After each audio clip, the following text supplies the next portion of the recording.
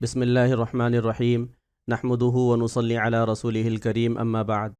محترم معزز سامعین کرام، آج ہماری گفتگو کا موضوع ہے قید خانہ۔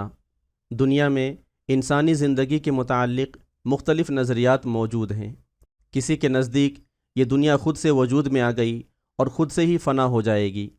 کوئی کہتا ہے کہ انسان بھی دوسرے جانوروں کی طرح ایک جانور ہے اور اسے فطرت کے مطابق برہنہ رہنا چاہیے اور گھاس پھوس کھانا چاہیے۔ کوئی کہتا ہے کہ انسان مر کر فنا ہو جاتا ہے اور کبھی دوبارہ پیدا نہیں ہوگا۔ اس کے برعکس کسی کا نظریہ ہے کہ انسان مرنے کے بعد اپنے کرموں کے مطابق دنیا میں واپس آئے گا۔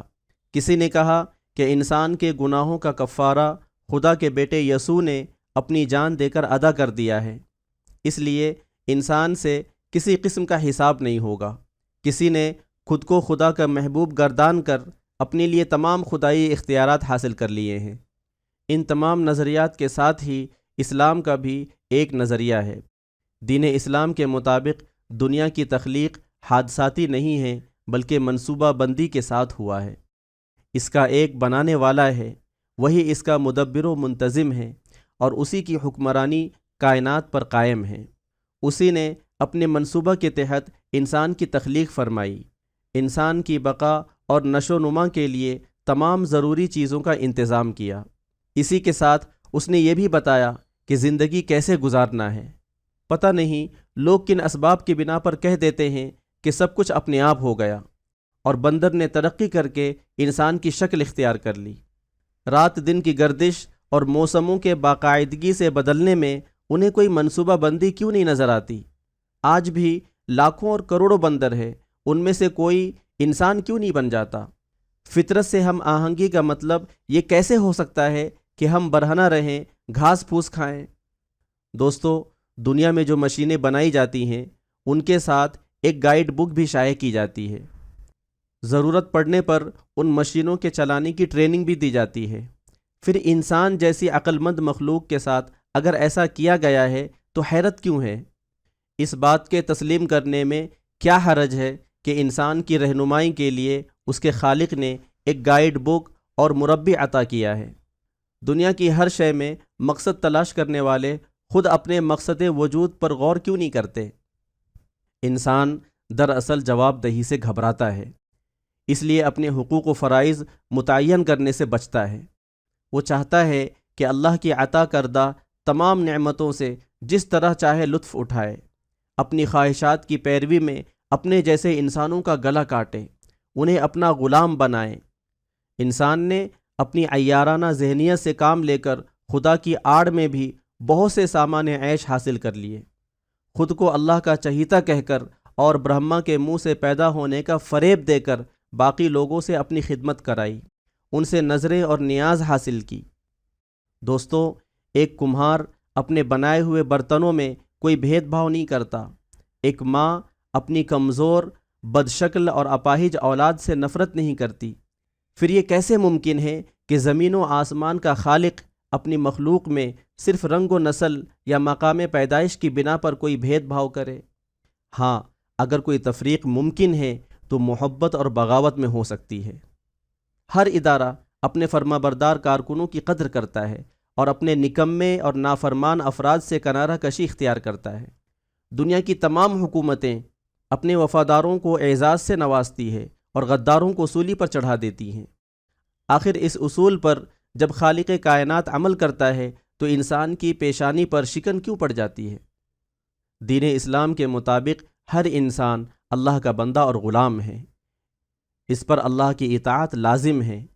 اللہ نے اپنی کتاب ہدایت اور اپنے ہادی کے ذریعے جو قانون اور ہدایت نامہ اسے دیا ہے، اس کے مطابق زندگی گزارنا فرض ہے۔ اللہ کی عطا کردہ نعمتوں سے اسے لطف اندوز ہونے کا پورا موقع ہے، مگر انہی حدود کے اندر جو ان نعمتوں کے خالق نے متعین فرمائی ہیں۔ اس کو دنیا میں ایک خاص مقصد کے لیے بھیجا گیا ہے، اور وہ مقصد یہ ہے کہ جنوں اور انسانوں کو اپنی فرما برداری کے لیے پیدا کیا ہے۔ کائنات میں ہر شے اپنے خالق کی فرما بردار ہے۔ فطرت سے ہم آہنگی کا صحیح مطلب یہی ہے کہ انسان بھی اپنے خالق کے بنائے ہوئے قوانین پر عمل کرے، چاند سورج زمین و آسمان اپنے مدار کی خلاف ورزی نہیں کرتے، یہاں تک کہ جانور بھی جن سے بعض لوگوں نے برہنہ رہنا سیکھا ہے وہ بھی وہی چیزیں کھاتے ہیں جو ان کے لیے حلال ہے۔ کسی بھینس، گائے یا بکری کو آپ گوشت کھاتے ہوئے نہیں دیکھتے، اسی طرح کسی شیر اور چیتے کو گھاس نہیں کھلائی جاتی، چڑیا گھروں تک میں ان کے لیے گوشت فراہم کیا جاتا ہے۔ کائنات کی کوئی شے عیش و عشرت میں اس طرح مگن نہیں ہے جیسا کہ بعض انسانی گروہ عیاشی میں مست ہیں۔ دوستو، دین اسلام کے مطابق ہر نعمت کے بارے میں اللہ تعالیٰ سوال کرے گا۔ یہ بات اللہ تعالیٰ نے اپنی کتاب ہدایت میں بیان فرمائی ہے کہ تم لوگوں کو زیادہ سے زیادہ ایک دوسرے سے بڑھ کر دنیا حاصل کرنے کی دھن نے غفلت میں ڈال رکھا ہے، یہاں تک کہ اسی فکر میں تم قبر تک پہنچ جاتے ہو۔ عن قریب تم کو معلوم ہو جائے گا، پھر سن لو کہ عن قریب تم کو معلوم ہو جائے گا۔ اگر تم یقینی علم کی حیثیت سے اس روش کے انجام کو جانتے ہوتے تو تمہارا یہ طرز عمل نہ ہوتا۔ تم دوزخ دیکھ کر رہو گے، تم بالکل یقین کے ساتھ اسے دیکھ لو گے، پھر اس روز ضرور تم سے ان نعمتوں کے بارے میں پوچھا جائے گا۔ اسی بات کی وضاحت نبی اکرم صلی اللہ علیہ وسلم نے ان الفاظ میں فرمائی کہ قیامت کے دن کسی شخص کے قدم اس وقت تک اپنی جگہ سے نہ ہٹیں گے جب تک کہ اس سے پوچھ نہ لیا جائے اس کی عمر کے بارے میں کہ اس نے اسے کن چیزوں میں ختم کیا، اس کے علم کے بارے میں کہ اس نے اسے کن چیزوں میں خرچ کیا، اس کے مال کے بارے میں کہ اس نے اسے کہاں سے کمایا اور کہاں استعمال کیا، اور اس کے جسم کے بارے میں کہ اسے کن چیزوں میں کھپایا۔ اس حدیث کے مطابق حشر کے دن جو سوالات ایک انسان سے کیے جائیں گے وہ ان تمام نعمتوں کے بارے میں ہیں جو اس کو عطا کی گئی ہے۔ ایک انسان کو عمر کی شکل میں زندگی کے مختلف مراحل، بچپن، جوانی اور بڑھاپا عطا کیے گئے ہیں۔ مال کی شکل میں روپیہ، پیسہ اور اس کے ذریعے حاصل کی جانے والی تمام چیزیں اس میں شامل ہیں۔ اسی طرح علم کی شکل میں اس کی تمام صلاحیتیں جو اسے دی گئی ہیں مراد ہیں۔ جسم کی شکل میں سننے، دیکھنے اور عقل و فہم کی نعمتوں سے سرفراز کیا گیا ہے۔ زندگی، مال، علم اور جسم، یہی چار چیزیں تو ہیں جن کے لیے انسان کوشش کرتا ہے، یہی چار چیزیں اس کے لیے قابل استعمال ہیں۔ جو لوگ خدا کو نہیں مانتے یا جنہوں نے خدا کے دین میں تحریف کر کے اپنے لیے شفاعت و بخشش کے دروازے تلاش کر لیے ہیں ان کو تو چھوڑیے، لیکن جن لوگوں کو اللہ نے ایمان جیسی عظیم دولت سے نوازا ہے، جو بحالت ہوش اپنے اسلام لانے کے مدعی ہیں، جو حضرت محمد صلی اللہ علیہ وسلم سے اپنی محبت کا دم بھرتے ہیں اور قرآن کو سر ماتھے سے لگاتے ہیں، جب ان کو دنیا کے عشرت قدوں میں مست دیکھا جاتا ہے، جب ان کے اعمال آخرت فراموشی کی گواہی دیتے ہیں، تب دل کو بہت تکلیف ہوتی ہے۔ ایک مومن کو معلوم ہے کہ دنیا اس کے لیے قید خانہ ہے اور کافر کے لیے جنت ہے۔ اسے بتا دیا گیا ہے کہ دنیا بھلے ہی تمہارے لیے پیدا کی گئی ہو لیکن تم آخرت کے لیے پیدا کیے گئے ہو۔ اسے مختلف پیرایوں میں یہ بات ذہن نشین کرائی گئی ہے کہ جو کچھ اللہ کے پاس ہے وہ باقی رہنے والا ہے، اس کے پاس جو کچھ ہے وہ فنا ہو جائے گا۔ اسے جنت کی حسین وادیوں کی سیر اسی لیے کرائی گئی ہے کہ وہ رب کی رضا کی خاطر دنیا میں عیش و عشرت اور خدا فراموشی کی زندگی نہ گزارے۔ دوستو، ایک مومن اللہ کا سپاہی ہے، وہ ہمیشہ اسلام کی حدود کی نگرانی کرتا ہے۔ جس طرح ایک سپاہی محاذ جنگ پر رہ کر لاپرواہی اور بدمستیاں نہیں کر سکتا، اسے ضروریات زندگی بھی محدود مقدار میں فراہم کی جاتی ہیں، اسی طرح ایک مسلمان بھی کبھی اللہ سے غافل ہو کر زندگی نہیں گزار سکتا۔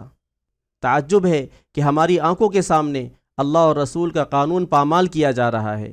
ہماری بہو بیٹیاں حیا اور حجاب کا مذاق اڑا رہی ہیں، ہمارے نوجوان سوشل میڈیا کی دنیا میں مست ہیں، عبادت گاہیں خالی ہیں اور میکدوں پر قطار لگی ہے، اس کے باوجود ہماری جبینوں پر شکن تک نہیں آتی، ہماری غیرت بیدار نہیں ہوتی، ہماری آنکھیں نم نہیں ہوتی۔